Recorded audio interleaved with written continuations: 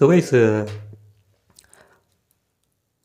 আমাদের এখানে মানে ইন্ডিয়ায় একটা একটা ইউটিউব চ্যানেল আছে, যে ওই আর কি ফ্যান ফ্যান ফ্যান কেটার করে ভিডিওস বানায়। ঠিক আছে, সে আজকাল সাকিব খানের ফ্যান্সদেরকে কেটার করছে, করে ভিডিওস বানাচ্ছে দিনে 8টা 10টা 12টা, যতটা দেওয়া সম্ভব সে ততগুলো ভিডিও বানায় একটা মানুষের ওপরেই। ঠিক আছে, একটা স্টারের ওপরেই। তো সেই সেই কাজটা অনেক দিন ধরেই করে আসছে। তাকে না, তার ভিডিওস দেখলে না বা তার ভিডিওতে তার কথা শুনলে না মনে হয় তাকে না রীতিমতো আমার পেটাতে ইচ্ছে করে, পেটাতে ইচ্ছে করে তাকে রীতিমতো। কারণ দেখো, সে যেহেতু যেহেতু সে বললাম যে আজকাল সাকিব খানের ফ্যান্সদেরকে কেডার করে ভিডিও বানাচ্ছে। তো ভাই সে তার ভিডিওতে বলে থাকে যে সাকিব খান নাকি গ্লোবাল সুপারস্টার, গ্লোবাল মেগাস্টার। ভাই কী করে সে গ্লোবাল মেগাস্টার হয়ে গেল হুট করে? জাস্ট প্রিয়তমা তুফান মুভি দিয়ে কি সে গ্লোবাল মেগাস্টার হয়ে গেল? তাকে গ্লোবালি কটা লোক চেনে? তাকে ইন্ডিয়াতে কত লোক চেনে?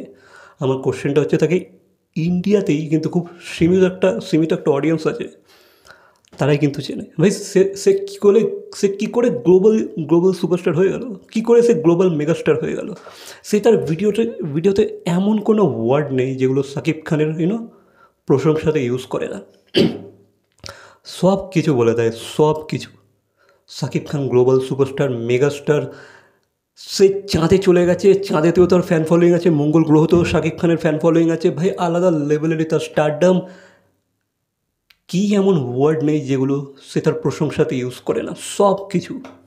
আর ভাই তাকে নিয়ে এত ভিডিও বানায় আই ডোন্ট নো যে ভাই এটা তার পক্ষে লাভদায়ক হচ্ছে, মানে শাকিব খানের পক্ষে এটা বেনিফিশিয়াল হচ্ছে, নাকি তার এটা দুর্গতি আনছে, নাকি এটা তার তার তার তার জন্য একটা নাইট মেয়ারের থেকে কিছু কম নয়।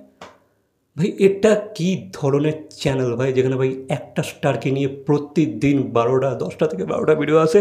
তার সে কোথায় নিঃশ্বাস নিয়েছে, সে কখন স্নান করেছে, সে কোথায় চা খেতে গিয়েছিল, সব কিছু সে আপডেটস দেয়। ঠিক আছে,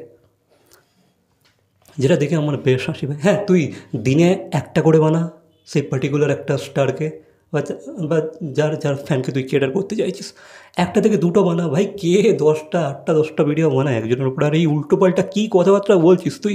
সে দুটো মুভি বানিয়ে ভাই মেগাস্টার হয়ে গেল, গ্লোবাল গ্লোবাল সুপারস্টার হয়ে গেল কী করে? কী করে? তার প্রিয়তমা আর তুফান যেটা আসতে চলেছে, ঠিক আছে, আরও আরও কটা হয়তো মুভি তার আছে ক্যারিয়ারে, আমি অতটা দেখিনি, বাট আমি কিন্তু তার অনেক ভিডিও ক্লিপস দেখেছি, তার তার মুভির অনেক ক্লিপস দেখেছি, যেখানে আমি তাকে দেখেছি খুবই ক্রিঞ্জ অ্যাক্টিং করতে। ইভেন সে কী করে একটা মাস হিরো, সেটা নিয়েও আমার মাঝে মাঝে ডাউট হয়। হতে পারে, এবার আমি জানি না এটা কেন। সে কিন্তু তুফানে খুব ভালো কাজ করতে চলেছে, এটা কিন্তু আমার দেখে একটা অ্যাপিলিং লেগেছে। ঠিক আছে, যে হ্যাঁ এটা কিছু করতে পারেছে ছেলেটা এখানে। বাকি প্রিয়তমাতেও নাকি সে ভালো অ্যাক্টিং করেছিল, ঠিক আছে, বাট সেসব ছাড়া কিন্তু তার আগের যে কটা মুভি আছে, প্রিভিয়াস মুভিগুলো, সেগুলো কিন্তু খুব একটা ওয়াকেবল, ঠিক আছে, সেগুলো কিন্তু খুব একটা চলেছে, মানে চলেছে ইন দ্য সেন্স বিজনেস তো করে নিয়েছে, যেহেতু তাকে অনেকেই অ্যাপ্রিসিয়েট করে তার কাজকে, তার অনেক ফ্যান। তো ওটা চলেছে, বিজনেস করেছে, বাট তার কি অ্যাক্টিংয়ে অতটা গুণ আছে? তার কি ট্যালেন্ট প্রচুর? সে কি খুব ভালো ডান্স করে, সে কি খুব ভালো অ্যাক্টিং করতে পারে, সে কি ইমোশনকে তার চোখ মুখ দিয়ে খুব ভালো ফোটাতে পারে, যেগুলো আমরা প্রিয়তমাতে দেখেছি ঠিকঠাক করেছে। ইভেন ইভেন আই হোপ যে ভাই সে তুফানেতেও করবে সেই কাজটা, কারণ সেটার জন্য কিন্তু একটা ভালো ডিরেক্টর চাই, আর একটা অ্যাক্টরকে কিন্তু ম্যাচিওর হতে হয় সময়ের সাথে সাথে। তো সেটা কিন্তু সাকিব খান নিজেকে সেই জিনিসটা করে তুলতে সক্ষম হয়েছে তুফান মুভিটার থ্রুতে। অ্যান্ড আই হোপ যে ভাই তুফান মুভি যেন ওয়ার্ক করে, আর সেখানে তার অ্যাক্টিংয়ের লেভেলটা যেন অন্য রকমেরই হয়, যেহেতু রায়ান রাফি তাকে দিয়ে কাজ করিয়ে দিচ্ছে। তো সেটা হবেই। এবার ভাই সে গ্লোবাল মেগাস্টার কোথা থেকে হয়ে গেল, সে গ্লোবাল সুপারস্টার কোথা থেকে হয়ে গেল? সে তার তার ফলোয়ার্স চাঁদে কোথায় আছে ভাই? মানে সেই ইউটিউবারটা চাইলেই এটাও বলতে পারে যে ভাই সাকিব খানের ফ্যান্স চাঁদেও আছে, সাকিব খানের ফ্যান্স মঙ্গল গ্রহ থেকে ইউনো বিশেষ পাঠাচ্ছে, বা মঙ্গল গ্রহতে তার সিনেমা চলে, এত কিছুও তারা বলে দিতে পারে।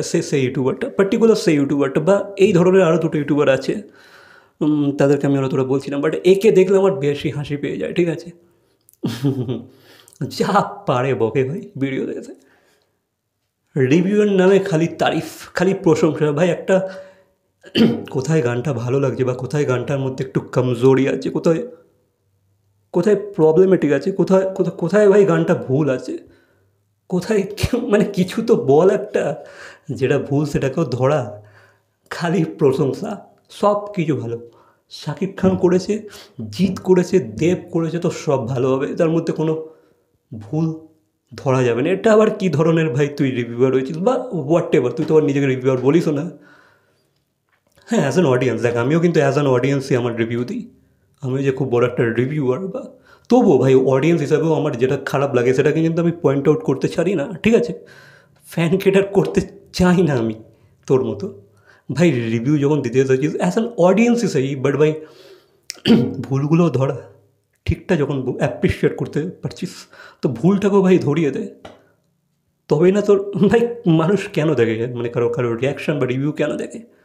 অ্যাজ অ্যান অডিয়েন্সই রিভিউ দে, বাট রিভিউটা ঠিকঠাক দে, যেখানে খারাপ লাগছে ওটা বল খুলে।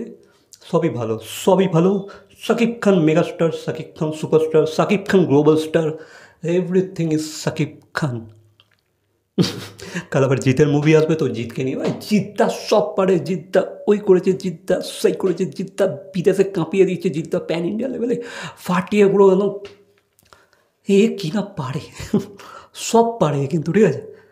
তবে হ্যাঁ, ছেলেটা কিন্তু বেশ মজেদার তো আছে, ওকে দেখে বেশ লোক মজা তো নিতে পারবে, ছেলেটার মধ্যে সেই কী এক্সাইটেড হয়ে ভিডিও বানায় ছেলেটা, মজা এসেছে, কিন্তু মজা তো দিয়ে দেয়, ঠিক আছে। যাই করুক না কেন আমাদেরকে মজা দিতে কিন্তু সে সক্ষম, সে সাকসেস পেয়েছে সেই সেই সেই ওয়েতে দেখতে গেলে। বাকি আই হোপ যে সে ভবিষ্যতে শুধরে যাবে বা জেনুইন তার এক্সপ্রেশনটাই এক্সপ্রেস করতে সে পারবে ফিউচারে গিয়ে। বাট আপাতত সে এগুলো কিছুই করে না, আর ভুল ভাল বকে, উল্টো পাল্টাভাবে কেটার করে ফ্যান্সদেরকে। কী বলবো এখানে, ওকে আমার দেখলে বললাম না খুব পেটাতে ইচ্ছা করে, আবার হাসিও পায়। কী বলবো তোকে, ছাড়, বেশি কিছু বললাম না। বাকি দেখ, তুই যদি বুঝদার হোস, তুই যদি আমার এই ভিডিওটা দেখে থাকিস, হয়তো দেখবি না, কারণ আমি তোকে মেনশন করছি না, বা তোর নাম বা তোর কোনো ফটো আমি এখানে মেনশন করছি না যেহেতু। বাট যদিও তবুও যদি তুই দেখে থাকিস বা তোর কোনো ফ্যান এই ভিডিওটা তোর অবধি শেয়ার করে দিয়ে থাকে, আই হোপ তুই শিখবি, তুই ক্রিটিসিজমটাকে একটু পজিটিভলি নিবি বা ইমপ্লিমেন্ট করার চেষ্টা করবি তোর ফিউচারে। দ্যাটস ইট, এই ছিল আমার মতামত। বাকি এই বিষয়ে তোমাদের কি মতামত অবশ্যই কমেন্ট করে জানাবে। ভিডিওটা ভালো লাগলে লাইক, কমেন্ট, শেয়ার, সাবস্ক্রাইব তো দেখাচ্ছে পরবর্তী কোনো ভিডিওর সাথে। Till then, by.